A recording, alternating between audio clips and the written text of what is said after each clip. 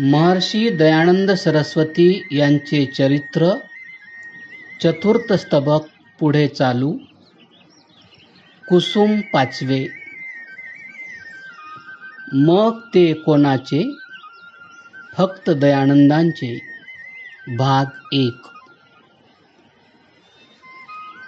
वर जी सुधारकांची 6 लक्षणे व हिंदू सुधारकांची 2 विशेष लक्षणे सांगितली, त्या कसोटीस आपले चरित्र नायक स्वामी दयानंद यांना आता लावून पाहावयाचे आहे. तत्पूर्वी आर्यांची जी 2 मर्मस्थाने ती दयानंद सरस्वती यांनी पूर्णपणे ताडली होती की नाही हे प्रथम पाहिले पाहिजे.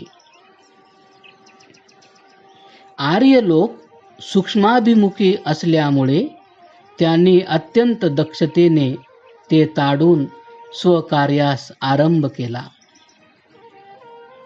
सर्व चळवळीचा पाया धर्म आहे हे स्वामींनी बरोबर जाणले व म्हणूनच प्रत्येक चळवळीस, मग ती राजकीय चळवळ असो अथवा सामाजिक किंवा औद्योगिक असो, जर तिची स्थापना धर्माच्या पायावर झाली नसेल किंवा श्री समर्थांच्या ओजस्वी शब्दात म्हणावयाचे म्हणजे जर कोणत्याही चळवळीस भगवंताचे अधिष्ठान नसेल तर ती कालत्रयीही टिकाऊ यशस्वी होणार नाही.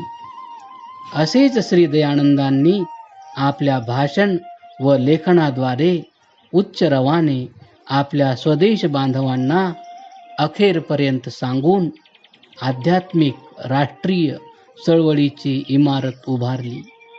त्याप्रमाणे आर्यांच्या कौटुंबिक व सामाजिक जीवनाचे जे 2 स्तंभ, आश्रम व वर्णव्यवस्था, ते मजबूत करून त्यांचा पुनरुद्धार केला.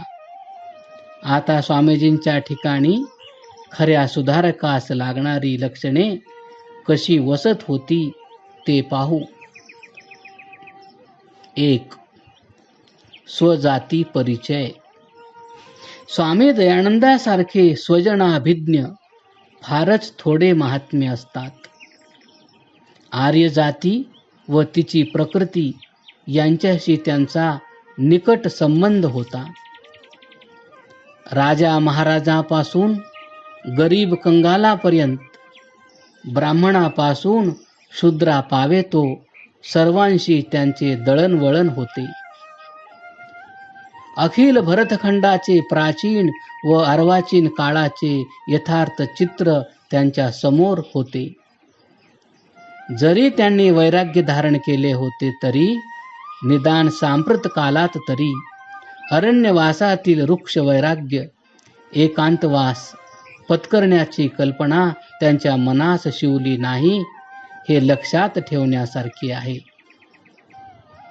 मृत्यूशय्येवर प्राणोत्क्रमण होईपर्यंत त्यांना मनुष्य सहवास कंटाळवाना झाला नाही. अर्थातच स्वजाती परिचयाचे ज्ञान प्राप्त करण्याचे त्यांना एक प्रकारे सहज साध्य झाले होते. 2. स्वजाती प्रेम. स्वजाती परिचय स्वामीजींना जितका दृढ होता तितकेच त्यांचे स्वजाती प्रेम विलक्षण होते. ते स्वजाती प्रेमी होते एवढे सांगितल्यानेच त्यांच्या ह्या गुणाची पूर्ण ओळख वाचकांना पटणार नाही, तर स्वजाती हा त्यांचा प्राण, स्वजाती म्हणजे त्यांचा आत्मा होता. ते आपल्या ह्या प्रिय आत्म्यास हिंदू या भ्रष्ट नावाने कधीही भाषणात अगर लेखात संबोधित नव्हते. इतकेच काय, पण कोणी त्यांना किंवा त्यांच्या जातीला हिंदू म्हटले तर ते त्यांना खपत नसे. हिंदू हा शब्द आमच्या धर्मशास्त्रात, वाङ्मयात, इतिहासात कोठेही सापडणार नाही. आमचे व आमच्या प्रिय मातृभूमीचे योग्य नाव आर्य व आर्यावर्त असून मुसलमान राज्यकर्त्यांनी हिंदू म्हणजे काळा, काफर वगैरे निंदा व्यंजक व तिरस्कारदर्शक शब्द आम्हास गुलाम समजून लावला आहे. म्हणून हा ग्लानी उत्पन्न करणारा, तिरस्कार द्योतक आणि आपल्या मर्यादेचा व उच्च संस्कृतीचा बदनाम करणारा असल्यामुळे आपल्या शास्त्रामध्ये, प्राचीन इतिहासामध्ये योजलेला स्पृहणीय, स्वाभिमानोत्पादक व यथार्थ गुणदर्शक आर्य हाच शब्द आमची खरी ओळख जगास करून देणारा आहे, अशी त्यांची सप्रमाण ठाम समजूत होती व तीस अनुसरून त्यांनी सर्वत्र आर्य शब्दच स्वतः उपयोगात आणून त्याचा प्रचार सार्वत्रिक करण्याचा प्रयत्न केला. परंतु आमचे विद्वान देशबांधव विद्वत्तेच्या जोरावर सिंधूपासून हिंदू झाला, इंदूपासून हिंदू नाव पडले वगैरे कोटी कर्म लढवून हिंदू व हिंदुस्तान या नावातच समाधान मानून जणू काय आर्य म्हणविल्याने आपण दयानंदांचेच अनुयायी आहो असे जग आपणास ओळखून भ्रष्ट समजेल या भीतीने दयानंदांचा आर्य शब्द त्याच्या कानास कटू लागून मुसलमानांसारख्या परक्या राजकर्त्यांनी औदार्याने बक्षीस केलेला हिंदू शब्द त्यांचे कर्ण पवित्र करीत आहे.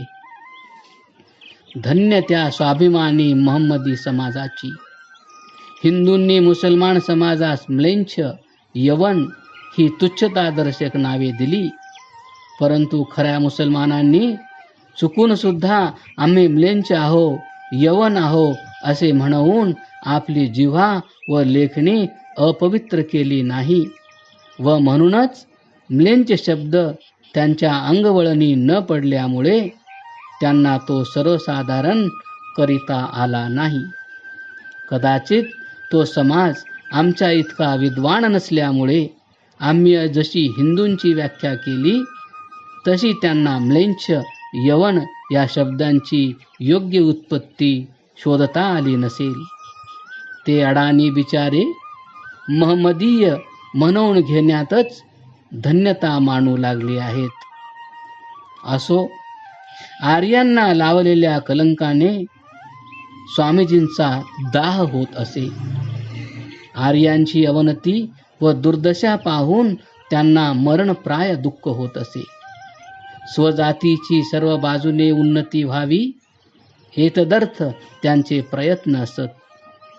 आर्य समाजरूपी रोग्याच्या प्रकृतीची त्यांनी सूक्ष्मपणे चिकित्सा करून त्यावर उपाय योजना केली. त्यांनी चिकित्सा केली, पण औषधोपचारासाठी एखाद्या परक्या औषध संग्रहाकडे धाव मारली की काय, अथवा परक्या वैद्याच्या सल्ल्याने त्यांनी शुश्रूषा केली किंवा कसे. आर्य धर्माच्या विस्खलितावस्थेत परकीयाची आलेली जंगी मोहीम परतविण्यास त्यांनी कोणत्या परदेशातून शस्त्रसामुग्री मागवून हा दुर्ग बचावला? याचे उत्तर आम्ही देण्यापेक्षा बंगालमधील तत्वबोधिनी पत्रिकेने संवत 1879 वैशाखच्या अंकात जे उद्गार स्वामी दयानंदाविषयी काढले आहेत ते जसेच्या तसे येथे देतो म्हणजे बरे. आश्चर्याची गोष्ट ही आहे की स्वामी दयानंदांनी सर्व आयुष्य मूर्तीपूजेच्या विरुद्ध व आर्य धर्माच्या सुधारणेत, वैदिक धर्माचे पुनरुज्जीवनात घालवून भरतखंडाच्या चारी दिशांस अशी एकही दिशा राहिली नाही की तेथे दयानंद व आर्य धर्म याचे नाव निशाणही नाही, पण चोहोकडे आर्य धर्माचा ध्वज फडकावला. परंतु त्यांनी स्वतः सर्व शस्त्रास्त्रे व अन्य साधन सामुग्री पुरातन भारतीय भांडारातूनच घेतली. हा तेजस्वी ब्राह्मणवीर कोणत्याही क्षुल्लक कार्यासाठी देखील परकीयांचा ऋणी राहिला नाही. विद्या, बुद्धी, प्रचार पद्धती, चारित्र्य या सर्वांवरून ते एक अस्सल मूर्तिमंत आर्य संतान होते असे म्हटल्या वाचून आमच्याने राहवत नाही. 3. रक्षण करणे. स्वामी दयानंदांच्या सुधारणा क्रमात अत्यंत महत्त्वाची बाजू जर कोणती असेल तर स्वरक्षण. तेवढ्याकरिता कोणतीही गोष्ट मुळासहित उच्छेदन करून तिचे परिवर्तन करण्याची किंवा तीवर मुलामा चढवून नवीन भासविण्याची खटपट त्यांनी केव्हाही केली नाही. त्यांची खात्री होती की आर्ष साहित्य भांडारात केरकचऱ्याचे ढीगचे ढीग गोळा झाले आहेत. तथापि केरकचरा काढताना त्याबरोबर महत्त्वाचा मूल्यवान जिन्नस बाहेर जाऊ न देण्याची त्यांनी योग्य ती खबरदारी घेतली आहे. त्यांना पूर्ण माहीत होते की सांप्रत वर्णाश्रम व्यवस्था बिघडली आहे, पण तिचे समूळ उच्चाटन करण्याचा अविचारीपणा त्यांनी केला नाही. त्यांचा नेहमीचा सर्वांना उपदेश असे की जितका कचरा असेल तितका फेकून द्या, अग्राह्य असेल त्याचा त्याग करा, जेवढे निंद्य व दूषणीय वाटेल त्यावर निशंकपणे तिलांजली सोडा, परंतु मूळ पदार्थाच्या, पद्धतीच्या व धर्माच्या यथार्थ ज्ञानाभावी तो सर्व पदार्थ, ती पद्धत, तो धर्म मुळासकट त्याज्य न ठरविण्याची फार काळजी राखा. स्वामी दयानंद हे कट्टे एकेश्वरोपासक होते. हे कोणाला नव्याने सांगण्याची गरज नाही. पण एखादे नवे धर्ममंदिर बांधावे असे त्यांचे मुळीच मत नव्हते. एकेवेळी त्यांना ह्याविषयी एका गृहस्थाने प्रश्न केला असता त्यांनी म्हटले, आर्यावर्तातील ठिकठिकाणी जी शिव विष्णूची देवालये आहेत त्यातील कल्पित देवमूर्ती काढून टाका, म्हणजे तीच ईश्वरोपासनालये होतील. देशामध्ये वैदिक धर्मप्रसाराची ज्या उपायांनी व्यवस्था होईल ते योजण्याची त्यांची फार इच्छा होती. तथापि त्या कामास एखादी नवीन तऱ्हेची मंडळी निर्माण न करिता सध्या जे लाखो अशिक्षित उदरंभरू संन्यासी आहेत त्यांनाच शिक्षण देऊन प्रचारक करावे असे योजिले.